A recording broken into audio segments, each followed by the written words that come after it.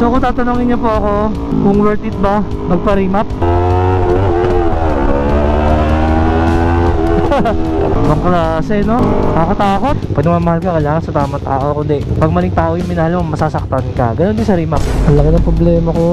Dami kasing in-order eh. Kala mo nakakotse. Kargado pa to ha. Kargado ng burger. Hi mga katingin. Today, testingin na natin ang ating Yamaha R3 World GP na pinaremap natin kay Overdrive Moto doon sa Dyno Pro Philippines. So immediately, napakaganda ng throttle response. Parang yung torque nya dire-diretso talaga. Wala siyang torque dip na parang nag-hesitate or pumapalya ganun. So napakaganda. Kumbaga yung hatak nya napaka-crispy, pati nung RPM nya. Tapos syempre yung RPM nya nadagdagan ng red line, mas na-stretch, mga nasa almost 13,000 na, dati mga nasa 12,000 lang.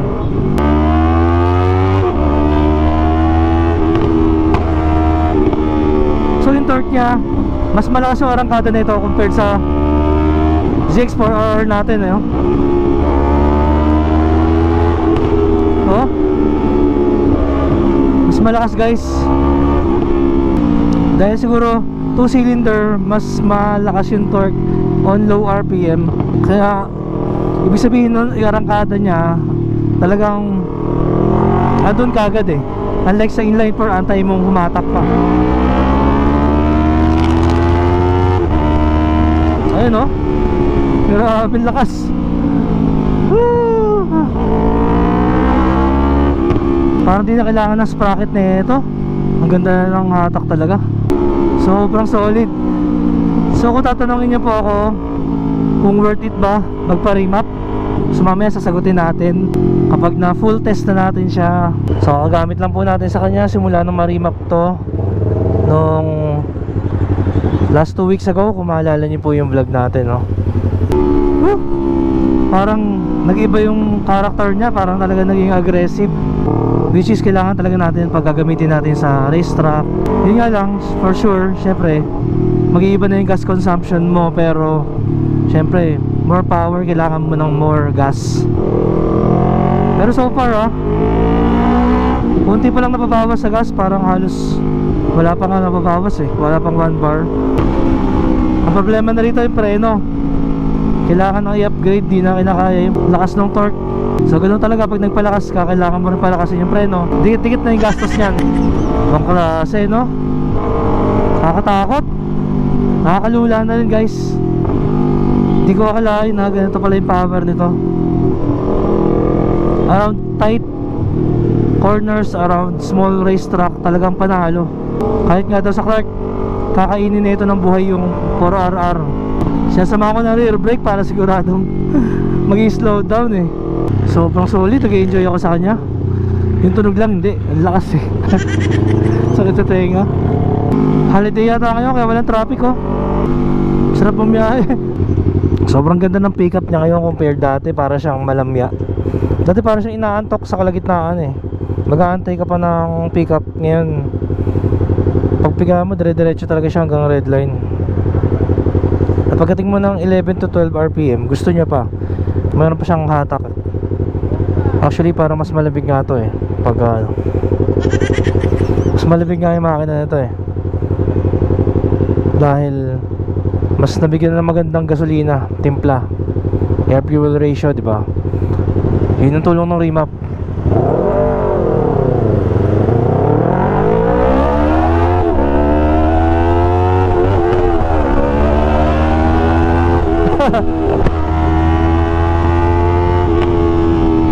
Bomba raw, sabi ni kuya. Bigyan ko na siya yung magandang arangkada, diba? I think maganda to mapatesting natin sa isang long time R3 user, para kung ano masasabi niya. Ay ako pala yung long time R3 user. Parang feeling ko gumaan yung motor dahil sa lumakas yung arangkada, yung hatak. Nakakatakot na siya, parang ang hirap niya nang pahintuin dahil stuck pa yung preno natin. Yun yung mas nakakadagdag lula eh. pag alam mong kulang na yung preno mo. Napakaganda rin ang handling nitong R3. And the rear sets, napakaganda ng rear sets. Kailangan talaga to. Ito na yung Yamaha R3 natin. Doon po sa mga hindi nakapanood nung previous build natin. So marami tayong napalitan dito. It's a 2021 World GP 60th anniversary. Meron siyang emblem dito nakalagay, World GP 60th anniversary. Unang-una napalitan natin tong hand grip, Cardinals Racing hand grip, mas makapit. Tapos 3K Odon nakuha natin. Ayan, makinis na makinis yung mugs. Kita nyo, wala pa ng galos. Pinapull system natin to. Pinilagyan natin ng radiator guard. Tsaka yung flash mount kasi yung stock nyan, ganyan kahaba. Flash mount signal light. Tapos puti yung pinili ko kasi mayroong black nito. Pinilagyan ko ng frame slider. Rear set, ito yung pinakamahal dito eh. Mahal na bili ko dito eh. Parang 7,000 plus. Adjustable rear set. Tapos pinalagay natin sa pinakamataas. Tapos naka AC tayo, AC Tagalog. Tapos nilagyan natin siya ng hanger, exhaust hanger. Kasi nag-ano tayo, passenger foot peg delete. Wala lang, para racing kasi hindi man tayo mag-aangkas dito. Nagpalit din tayo ng signal light dito sa likod, yung maliit lang, parang peanut type na signal light. So maganda, cute na siya. Una kasi ganyan kahaba yan eh. Naka-tail tie din na rin siya, wala na yung fender na mahaba. Ayun yung odo niya, 3,300 odo. Sobrang intense. QC to Antipolo, pabalik 1 bar lang nabawas sa atin. Nakabalik na tayo ng QC ulit. Ganun siya katipid. At take note yung takbuhan natin talagang spirited redlining. Pero dapat po rev responsibly kapag maingay kayo exhaust, dahil nakakabulawa kayo sa mga residential. Kaya wag masyadong pipiga, alalay lang. At dahil ginugutom ako, mag drive thru muna tayo. Ayun, so dito tayo, order tayo ng burger. Ano ba masarap na burger? Whopper meal. Ay sige. Tsaka isang hash bites. Hi sir. Opo, Whopper meal. Whopper meal, tas large hash bites. Hindi ko pala madadala yung soft drinks. Meron bang pag hindi kinuha yung soft drinks, walang ganun no? Meron pong walang drinks. Mas makakatipid po kayo sir. Ano suggestion mo ate? Hindi ko na lang kukunin yung drinks, iwan ko na lang. Tsaka isang nuggets. Yung 6 pieces ba yun? Madadala kaya natin ganun kalaki. Malaki pa yung burger na order ko Yun lang. Kasya ba dito yun? Lagay ko dito yung iba. Sige. Sir, large onion rings, large hash bites, 6-piece chicken nuggets. I think kaya naman dito. Lipat natin yung iba. Lipat natin yung ibang dala natin. Hirap na no? Sa last window na lang po. Okay. Pero may magkarinigan kasi. Sobrang ingay. Kailangan papatay mo yung makina So hindi ko nakukunin yung drinks. Ayoko naman mag soft drinks ganito kaaga, pero pwede ako magkape. So yan, bili tayong pasalubong para kay Macy's para hindi siya magalit. Yan, favorite niya kasi yung hash bites tsaka yung onion rings. Yan. Ay, kaya hindi ko nakukunin yung drinks. Iwan ko na lang yung drinks. Yun, tapos abante muna natin. Pinamili natin, nakakahiya doon sa likod Yan. So ngayon, maglalagay tayo ng iba dito sa belt bag natin. So shoutout sa Sec belt bag. Pag binuksan mo ito yung ilalim, lumalaki yung ilalim nya. Yan, na-extend siya. Subukan natin maglagay ng gamit ng pagkain. Kaya lang di pala pwedeng ilipat sama-sama na guys. So siguro lalagay ko na lang sa katawan ko. Ano kaya to? Ito, kailangan natin diskarte yan. Ang laki ng problema ko. Ang dami kasing in order kala mo nakakotse So kailangan ko makuha yung burger, kaso nasa loob yung burger. Wala ka na problema Ayun. Diba? Tumapon. Ayan. Okay na. Basta burger, lalagay ko rito sa belt bag. Diba? Nagkasya yung isang burger sa belt bag. Yun yung malaking burger. Tapos, itong mga to, dito lang sa katawan ko yan. Yan. Kunyari, malaki ang dibdib. Malaki yan tiyan or dibdib. Ayan.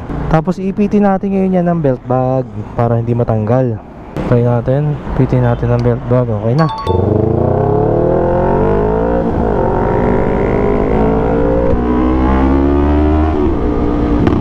And by the way, papaliwanag ko lang pala dun po sa mga hindi gets o hindi nakaunawa nung vlog natin nung nagpa-remap tayo, bakit na bumaba yung horsepower, naging 40 42 yata yung claimed ng mga manufacturer sa specs.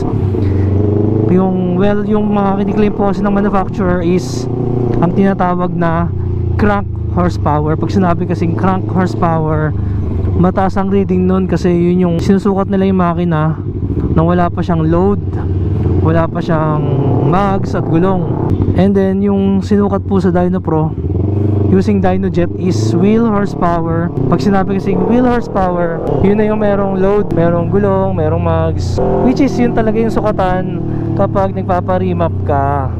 And yung DynoJet po is branded po yun na pang dyno, made in the USA. Yun talaga yung sukatan ng mga legit na remapper sa ibang bansa. Kasi meron po tayo mga nagkalat ngayon mga nagre-remap tapos yung gamit nilang dyno is mga local lang, parang mga gawa-gawa lang. Iba nga ano lang parang homemade or DIY lang, di ba? So iba naman parang galing lang Shopee.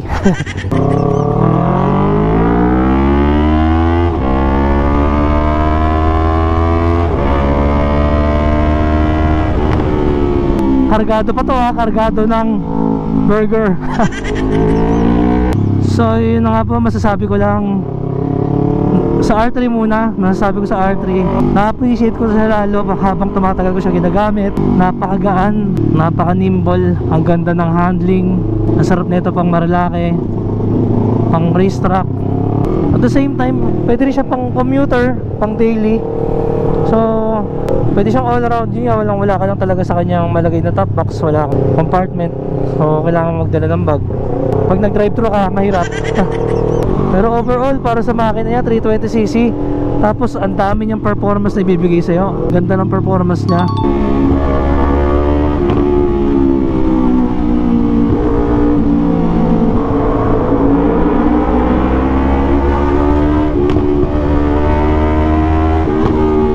Orgasmic pa rin, di ba? Kahit 2 cylinder lang, kahit hindi siya 270 degrees, maganda pa rin yung tunog niya Pag ma-high RPM siya, smooth yung makina, nai-smooth. Hindi siya masyado ma-vibrate para sa isang 2 cylinder. Mas ma-vibrate pa yung Ninja 400.